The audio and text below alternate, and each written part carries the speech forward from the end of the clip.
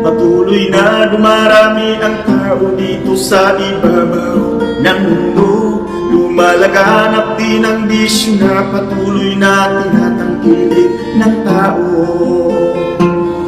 Ang solusyon daw sa problema ay alak at bato, ngunit ang naging bunga ng bisyo ay sakit lamang ng ulo.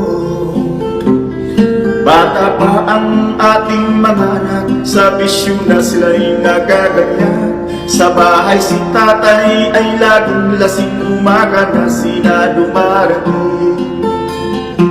Mga problema sa tahanan, mga anak ang nagpapasan, kaya pangarap ng mga kabataan sa bisyo lamang nasayang. O tao, may pag-asa pang magbalik ka sa ating Ama.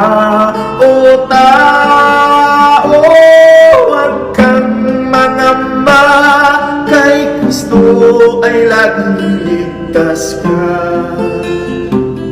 Kay rami ng mga pagsubok mo sa buhay dumarating, at sa tuwi na ang takbo ng isip mo ay di mo kayang harapin. Ang kailangan mo ay kaibigan na matagal nang naghihintay.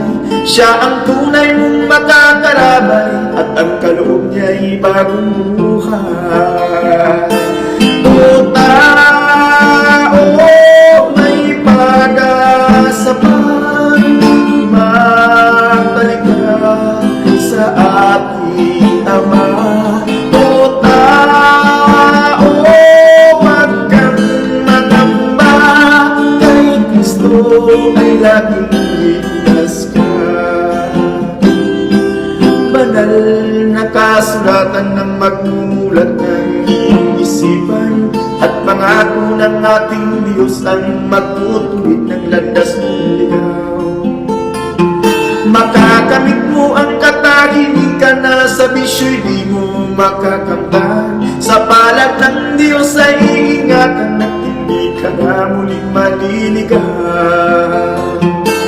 O tao, may pag-asa pang magbalik ka sa ating Ama.